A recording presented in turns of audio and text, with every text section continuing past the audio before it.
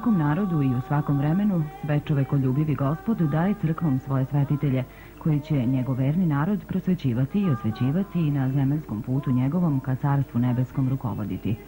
I u srpskom narodu, od kako on postade Hristov, Gospod neprekidno davaše svoje svetitelje u kojima se Bog proslavljaše i posvećivaše, a pravoslavni ljudi kroz njih spasavaše i bogougodno prosvetljavaše. Mnoge i velike svetitelje Gospod dade svakom kraju zemlje srpske u svakom vremenu njegove istorije, i u prvo doba slobode i u kasnije doba ropstva. Tako i zahumskoj zemlji srpskoj, a kroz nju i svemu rodu svetosavskom, dade Bogu u teško doba turskog ropstva ovog svetog i bogonosnog oca našeg Vasilija. 16 godina posle spaljivanja moštiju Svetog Save na Vračaru, 1594. godine, od strane turskog silnika Sinan Paše, rodio se 28. decembra 1610. godine novi srpski svetitelj po imenu Stojan, od pobožnih i blagočestivih pravoslavnih roditelja Petra Jovanovića i supruge mu Anastasije. Blaženi Stojan od detinjstva beše bistrog uma i vrlo pametan, a dušom beše sav okrenut ka Bogu. Prvu školu vrline i pobožnosti Stojan izuči u svojoj kući, jer se u njegovoj porodici više mislilo o Bogu i duši nego o zemaljskim i prolaznim stvarima. Druga škola njegove pobožnosti beše mu post. Prepodobni je redovno išao na sveta crkvena bogosluženja. Na svetoj liturgiji je stajao sa strahom Božijim, verom i ljubavlju, kao da stoji pred prestolom Božijim. Odlikovao se svagda smirenošću i ozbiljnošću, a takođe i milostivošću srca i duše. Njegova porodica beše siromašna i jedva da hleba i mađaše koliko treba. No on, ni ono malo hleba što je jeo, nije nikada jeo sam, nego je uvek delio sa drugima, osobito kada je kao čobanin čuvao ovce zajedno sa drugim čobanima. Roditelji Stojana odvedoše u najbliži manastir Zavalu, koji je danas porušen u poslednjem ratu. Iguman ovog manastira je bio njegov stric Stefan. Ovde se blagorazumni mladić Stojan nauči pismenosti i mudrosti Svetog pisma i svetih otaca, a također i korisnim svetskim naukama. Čitajući knjige i reči svetih otaca, duša mu se raspali ljubavi prema Bogu i svetom podvižničkom življenju, te zato željaše da se zamonaši. U manastiru Zavali prepodobni ostade neko vreme, pa onda pređe u manastir Uspenje Presvete Bogorodice, zvani Tvrdoš, u Trebinskom kraju, u kome beše i sedište Trebinske eparhije. Živeći u ovom manastiru, blaženi još više zavole monaški život i zato uveće svoje podvige, jer sada konačno odluči da ovde primi sveti i anđelski čin monaški. Sve vreme on ovde provođaše u postu, bdenju i molitvama i u telesnim trudovima. Kada zatim bi zamonašen, na monašenju dobi ime Vasilije. Ovo mu ime beše znak da se u buduće podvižništvu i episkopstvu svom ugleda na svetog i velikog jerarha crkve Božije Vasilija Velikog. Posle nekog vremena prepodobni bi udostojen i đakonskog i svešteničkog čina. I služaše od tada pred prestolom i žrtvenikom Božjim sa svakom pobožnošću i čistotom. Pošto provede još neko vreme u ovom manastiru, on otide u Crnu Goru kod tadašnjeg mitropolita Mardarija, koji ga zadrža kod sebe na Cetinju. Ali ubrzo je došlo do sukoba između njih dvojice, jer je mitropolit Mardarije bio previše popustljiv prema latinskoj propagandi od strane krivovernih jezuita, koji su u to teško vreme za Srbe radili na pounijaćivanju pravoslavnih. Tome se pobunio revnosni i pravoverni Vasilije, zbog čega je došao u sukob i sa mitropolitom Mardarijem i morao da ode sa Cetinja, vrativši se u svoj manastir Tvrdoš. No ni tamo ne prestade da se bori za očuvanje pravoslavne vere i za zaštitu svoga naroda od opake tuđinštine. Zato i bio od naroda nazvan revniteljem pravoslavlja. Živeći u Tvrdošu nastavi svoje podvige, ali ne samo na spasenju svoje duše, nego još više na spasenju svog pravoslavnog naroda Božijeg. Iz svoje molitvene kelije u manastiru on je sagledavao sve nevolje i bede koje podnosi njegov narod, grcajući u preteškom ropstvu turskom, u nemaštini i sirotinji, u strahu od turskih zuluma i bezakonja, u opasnosti i kinjenju od unijatske propagande. I zato je neprestano uznosio Bogu tople molitve za spasenje svoga naroda. Iako u to vreme već beše arhimandrit, on se ne zaustavi samo u manastiru, nego krete na evanđelsku službu u narod, da kao duhovnik i pastir obilazi hercegovačka sela i kuće i tako propoveda evanđelje Hristovo. Idući po narodu kao nekada njegov praotac Sveti Sava, on svršavaše sva svete bogosluženja i svete tajne po narodu i hrabraše ljude u veri i trpljenju i pomagaše nevoljnima i ucveljenima. Zato ga Turci nazvaše Rajin bogomoljac, a narod ga poštovaše kao živog sveca. Ovakav njegov apostolski rad izazva protiv njega tamošnje poturčenjake i oni gledahu da ga ubiju. Da bi se uklonio od te opasnosti i da bi svom narodu više pomogao, Sveti krete na put u pravoslavnu zemlju Rusiju. Vrativši se posle nekog vremena iz Rusije, sa sobom donese mnoge i bogate crkvene darove, svete odežde i crkvene knjige, a takođe i nešto novaca za svoj narod. Ovim darovima on snabdevaše osiromašene crkve po Hercegovini, a takođe i pomagaše i nevoljnike. Takođe se dade na popravljanje mnogih zapustelih i oronulih hramova i otvaranje narodnih škola u Tvrdošu i pri parohijskim crkvama. Ali zbog mržnje i pakosti poturčenjaka i agenata Latinske unije, svetitelj bi prinuđen da se ponovo ukloni iz toga kraja. Ovog puta on odluči da otputuje u Svetu Goru, u taj svetionik pravoslavne vere i vrlinskog života. Usput je svratio u manastir Moraču i Pećku patrijaršiju kod patrijarha Pajsija Janjevca i ispriča mu podrobno o tužnom i čemernom stanju pravoslavnih Srba u Hercegovini i zatraži blagoslov da otputuje u Svetu Goru. Mudri patrijarh Pajsije odmah uvide da arhimandrit Vasilije ima velike duhovne vrline i sposobnosti i diveći se njegovom dotadašnjem pastirskom radu, odmah namisli da ga proizvede za arhijereja.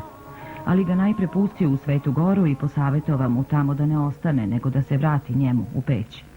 Patrijarh je ocenio Božijeg čoveka Vasilija i izveo zaključak da samo takav čovek može pomoći teško ugroženom pravoslavnom narodu u zahumskim krajevima.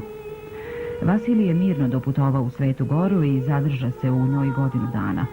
Obišao je tamo mnogo manastira i skitove i poučio od mnogih podvižnika i pustinjaka atomskih. No najviše je vremena proveo među srpskim monasima u Hilandaru. Po povratku iz Svete Gore on svrati opet u Peć i javi se patrijarhu. Svijatejši patrijarh tada sazva otočastvene arhijereje i na sveto preobraženje Gospodnje 1638. godine hirotonisa Vasilija za episkopa i postavi ga za mitropolita Trebinskog sa sedištem u manastiru Tvrdošu. Iako beše još mlad sa nepunih 30 godina, on bi udostojen episkopskog čina zbog svetosti svog života i zbog velike potrebe crkve u tim teškim i preteškim vremenima.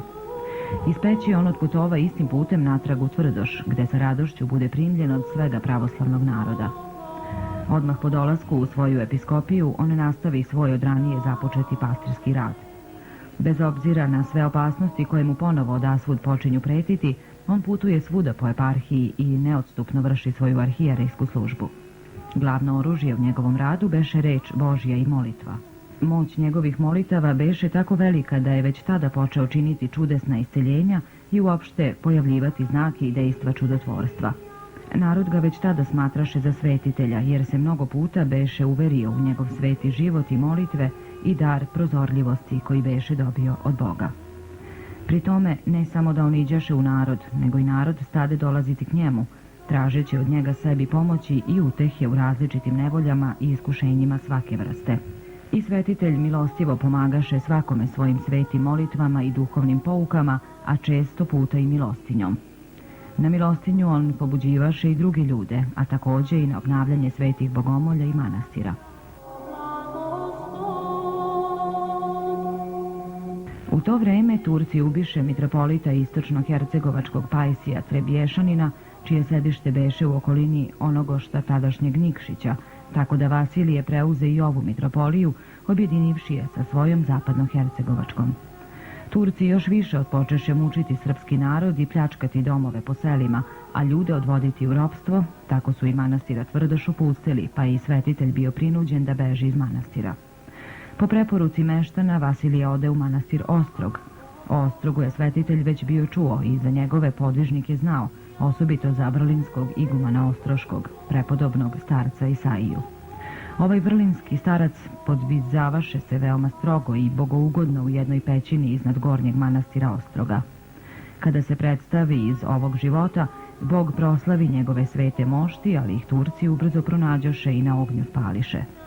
Došavši u sveti manastir Ostrog, sveti Vasilije se najpre zaustavi u podnožju Ostroške planine, zatim ode u Gornji Ostrog i nastani se u pećini ovog prepodobnog podvižnika Isaije. Od tada on sa toga mesta upravljaše svojom mitropolijom i to punih 15 godina. U Ostrogu on počeo okupljati oko sebe i druge monahe i podvižnike i sa njima obnovi crkvu Vavedenja Presvete Bogorodice, koju ranije behu sagradili prethodni ostroški podvižnici. Nešto kasnije on podiže i ukrasi i crkvicu časnog i životvornog krsta u Ostrođaškoj steni, koja se zatim i živopisa i sačuva se do današnjih dana.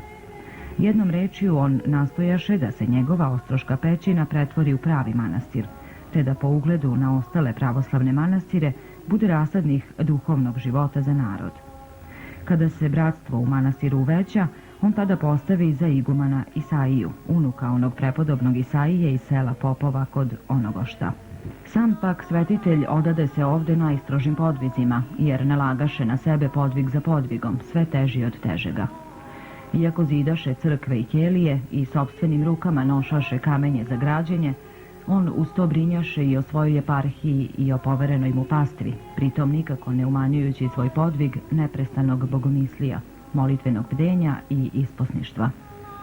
Hranjaše se samo voćem i povrćem i svršavaše metanija i ostale podvige monaškog života.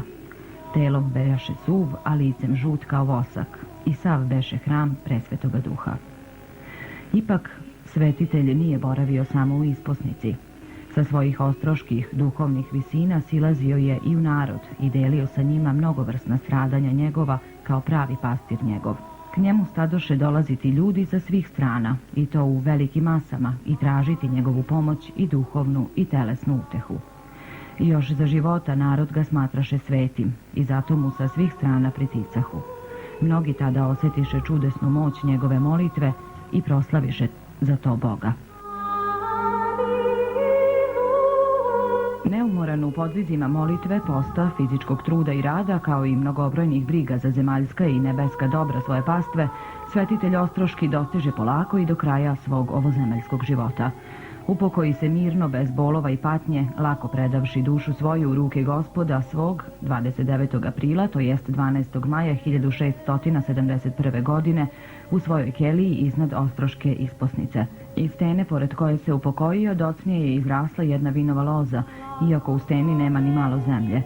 U času svetiteljevog blaženog predstavljenja kelija se njegova zablista neobičnom i nadzemaljskom svetlošću. Telo svetog Vasilija ostroški monasi sahraniše u grob ispod crkvice svetog Vavedenja Majke Božije. Odmah po predstavljenju svečevom narod poče dolaziti na njegov grob i moliti mu se, kao što mu dolažeše i za vreme njegovog zemnog života. A na grobu se počeše dešavati mnogobrojna čuda, koja ni do danas u Ostrogu ne prestaju. 7 godina posle upokojenja, 1678. godine, svetitelj se javi u snu nastojatelju manastira Svetog Luke u Župi kod Nikšića, igumanu Rafailu Kosijerevcu, i naredi mu da dođe u Ostrog i otvori grob njegov.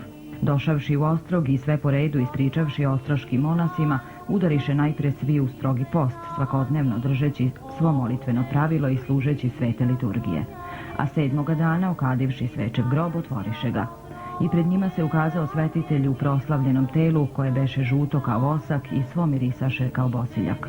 Onda monasi uzeše njegovo sveto telo, položiše u kovčeg i prenesoše u hram Vavedenja Presvete Bogorodice, gde ono i do danas počiva. Glas o proslavljenju tela svetog Vasilija brzo se proneo nadaleko i narod u sve većem i većem broju poče dolaziti njegovim svetim moštima. Od tada do danas ne prestaju milošću Božjom i svetošću svetog Vasilija dešavati se mnoga preslavna čuda nad njegovim svetim i čudotvornim moštima. Ka velikoj i mnogocenoj ostroškoj svetinji stadoše dolaziti ne samo pravoslavni, nego i ostali hrišćani, pa čak i muslimani. I po veri njihovoj i milosti Božjoj i svetog Vasilija nalažahu utehu i dobijahu blagodatnu pomoć. Poklonici i danas dolaze u velikom broju iz svih naših krajeva ostroškom čudotvorcu, bez obzira na veroispovest i nacionalnu pripadnost. Dolaze šta više iz inostranstva. Kraj kivota svetiteljevog uznose se molitve i na našem i na stranim jezicima. Mnogi donose decu da krste baš ispred moštiju svečevih i mnogi nazivaju decu imenom Vasilijevim, a mnogi tu sklapaju brak ili se ispovedaju i pričešćuju ili traže da im se čitaju molitve za zdravlje, za isceljenje, za spasenje. Mnoge se žrtve i prilozi donose Svetom Ocu pod ostrog, ali su najveće one žrtve iskrenog pokajanja i očišćenja srca pred Bogom i Svetim Vasilijem. Njega čak i bezbožnici poštuju i sa strahom njegovo ime spominju, jer svi znaju da se sa Svetim Vasilijem nije moglo šaliti ni za života ni posle smrti. Pred milostivim svetiteljem Ostroškim sav srpski svetosavski rod izliva sve svoje tuge i boli i prinosi tople molitve za žive i umrle svoje srodnike. Praznikom i radnim danom, izbliza i izdaleka, ka svetitelju hrle poklonici, pripremani prethodno postom i molitvama, da bi se pred svetim kovčegom njegovim izjadali, isplakali, ispovedili i blagoslov izmolili. Pored redovnih crkvenih postova, narod uzima i posebne zavetne postove i taj post zove Nedjelja Svetog Oca Vasilija. Ovo osobito biva pred njegov praznik Vasiljev dan. U krajevima Crne Gore ljudi se kunu imenom Svetog Vasilija da bi dokazali istinitost svojih reči i postupaka. Pred svečevim moštima nekada su polagali zakletvu i zavetovali se. Poklonička putovanja narodna u Ostrog počela su još za zemaljskog života Svetog Vasilija i po proslavljenju njegovih svetih moštiju nikako ne prestaju do danas. Pored praznika Svetog Vasilija, dani sabora u Ostrogu su Trojičin dan, Petrov dan, Ilin dan i dan Uspenja Presvete Bogorodice. U te dane u Ostrog se okuplja i po 10 i 20 hiljada pobožnih poklonika. Poštovanje našeg naroda prema ovom Božjem ugodniku ogleda se i u podizanju u njegovu čast mnogobrojnih hramova u zemlji i inostranstvu. Osobito je divan hram podignut njemu u njegovom gradu Onogoštu, Nikšiću. Godine 1935. otvorena je u Beogradu bolnica pod imenom Svetog Vasilija Ostroškog, a u crkvi Svetog cara Konstantina i Jelene na Voždovcu čuva se danas njegov sveti omofor. Najviše pak proslavlja se Sveti Vasilije u samom manastiru Ostrogu, gde se, kao što rekosmo, okupljaju mnogobrojni poklonici sa svih strana naše zemlje. U Ostrog se ide sa strahom i pobožnošću, pešačeći, a često i na kolenima idući od donjeg do gornjeg manastira. Iz Ostroga se nosi osvećena vodica, ulje i tamjan, nafora ili vata sa kivota svetiteljevog, da se onda time namažu i poškrope oni koji nisu mogli doći svecu na poklonjenje. Pred kivot svetiteljev donose se bolesnici, bolesni od raznih i neizlečivih bolesti i svetitelj ih milostivo isceljuje i ozdravljuje i od duševnih i od telesnih bolesti.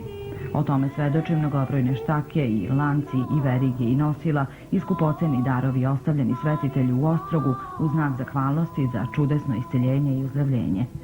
O tim mnogobrojnim isceljenjima i o onima od duševnih bolesti, ludila i đavoimanosti svedoče mnogi zapisi u manastirskim knjigama i još više neizbrisivi zapisi u srcima vernih. Mnogo od tih čuda Svetog Vasilija narod prepričava i kazuje širom naše zemlje. Neka samo od tih čuda i to onih najnovijih spomenut ćemo i mi ovde.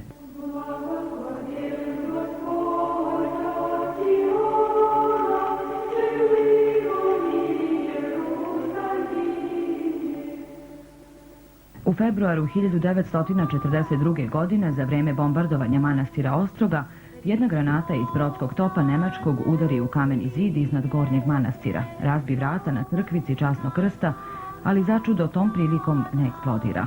Granata se od pada razbila na dvoje, upaljač je pao na jednu, a barutno punjenje na drugu stranu crkvenog kamenog poda. Stručnim ispitivanjem docnije utvrđeno je da je granata bila sasvim ispravna i kao takva trebala je da eksplodira. Očigledno je svima da svetitelj to nije dopustio, jer bi time bila naneta velika šteta Svetoj crkvi i njegovoj isposnici. Ova granata se i danas čuva cela u Gornjem manastiru. Ćerka jedne starije gospođe Grkinje iz Niša bila je teško obolela na plućima. Lekarske intervencije počele su dosta kasno. Jedne večeri, dok je žalosna majka sedela kraj teško bolesne ćerke, koja je izdisala pod visokom temperaturom, od umora pade u kratkotrajan san. U snu joj se javi Sveti Vasilije Ostroški i reče joj da ne plače, jer će on isceliti njenu ćerku. I zaista, ujutro je bolesnici bilo naglo lakše. Posle novog pregleda lekari su na opšte čuđenje ustanovili da je bolesnica potpuno ozdravila. Majka Grkinja dobro je upamtila lik koji joj se javio u snu i kada je zatim u crkvi videla ikonu Svetog Vasilija Ostroškog, prepoznala je da je to bio on. Ona i ćerka odale su duboku zahvalnost velikom ostroškom čudotvorcu. Za Nišlije je u posebnom sećanju ostao 12. maj 1999. godine, kada su nas takozvane demokratske zemlje u bombardovanju licemerno nazvanom Milosrdni anđeo posule sa 13.000 zabranjenim kasetnim bombama u najgušće naseljenom delu grada zvanom Duvanište. Ali za pravo čudo i na iznenađenje svih, kao da nas je nevidljivi kišobran Svetog Vasilija zaštitio. Pošto se toga dana slavio Sveti Vasilije, niko nije čak ni ozbiljno povređen, a kamoli nastradao. Od tada meštani ovog naselja na taj dan revnosno proslavljaju svog zaštitnika, prigodnom priredbom i molitvom u mesnoj zajednici Medijana, odakle počinje litija koja ide do novih zgrada iza osnovne škole Duško Radović, gde se obavlja svečani čin rezanja kolača u čast i slavu Božju i Svetog Vasilija Ostroškog. A postoji opšte raspoloženje i inicijativa meštana ovog naselja da se tu kraj Nišave podigne i crkva posvećena Svetom Vasiliju, s obzirom da ovo novo naselje i nema svoju crkvu. Zanimljiv je još jedan događaj vezan za Svetog Vasilija koji se desio u crkvi Svetog Nikole u Nišu. Naime, Aleksandar Pavlović, dečak od 2,5 godine, igrao se u porti ove crkve oko jednog starog bunara. Iako Bog često dopusti neko stradanje i iskušenje da se moć Božje proslavi, dečak je iznenada upao u bunar 15 metara dubok.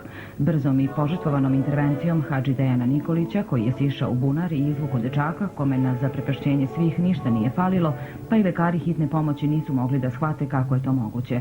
Kao da je neka nevidljiva ruka lagano spustila dečaka do dna bunara bez ikakvih ozljeda. S obzirom da se to desilo 11. maja 2001. godine popodne, od kada počinje da se slavi Sveti Vasilije, sveštenici su ovaj čudesni događaj pripisali čudu Svetog Nikolaja, u čijoj se porti to desilo, i Svetog Vasilija Ostroškog. Tako da su roditelji ovog dečaka u znak zahvalnosti očistili ovaj bunar i pokrili ga velikim svodom, a ispred bunara je naslikan lik svetitelja Božjih Nikolaja i Vasilija Ostroškog sa natpisom koji nas podsjeća na ovaj čudesni događaj. Molitvama Svetog Oca našeg Vasilija, novojavljenog čudotvorca Ostroškog, neka Gospod pomiluje i spase sve pravoslavne hrišćane i sve svoje ljude. Amin. Gospodin naši, Gospodi Isi Hriste Bože naš, pomiluj nas.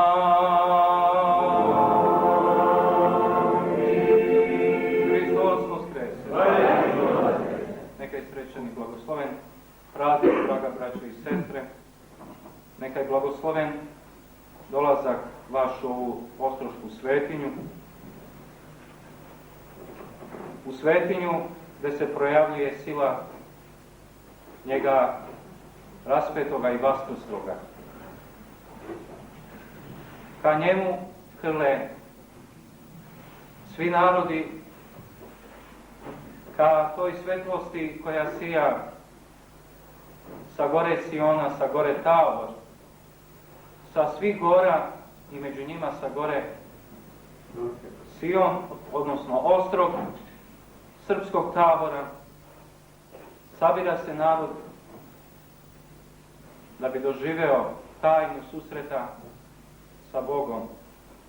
Priprema se i postom i molitvom i posebno u svetlosti vaskrsenja, praznika kojega proslavljamo, dotičemo se njegove svetinje. Najlepše je i najradosnije biti zajedno, sabirati se. Današnji čovjek traga za smislom života, osjeća tragiku i prolaznost ovoga sveta i zato je Bog ostavio nama svetinju. Na prvo mjesto ostavio nam je crkvu Božiju, ostavio tajnu službe Božije, da se njime pričešijemo. Imali veće snage i sile koju primamo u sebe, draga braće i sestre. Šta više ostavio nam je na zemlji takve svetinje, takve manastire, u kojima su se podvizavali Božji ugodnici, kao što je i Sveti Vasilij Ostroški, slava mu i milost. On je svojim podvigom privukao silu Božju, njega se uselio sam Bog, Duhom Svetim ispunio se blagodati, njegovo telo netljeno, nepropadljivo svedoči vaskrsenje Hristovo. Svedoči onu veru apostola Tome, koji je najzad potvrdio i rekao, kao što sam tumačeći evanđelje rekao, Gospod moj i Bog moj. I zato crkva svagda i uvek i u vekove vekova prizivaće rečima dođi i vidi, jer onaj koji dođe i uveri se, njemu nisu potrebni dokazi. Jer crkva ne dokazuje Boga, niti je Gospod hteo Tomi da dokaže vaskrsenje, nego je bilo potrebno svedočanstvo i svedočenje, živo svedočenje učestvovanja u toj tajni susreta i dodirivanja svetinje, a naše je uvek amin i neka bude volja Tvoja, Gospode, jesi tako blagovoleo, jesi tako želeo da spaseš rod ljudski i da nam daš crkvu Božju, da nam daš mesto i prostor spasenja, da nam daš ove velike svetinje.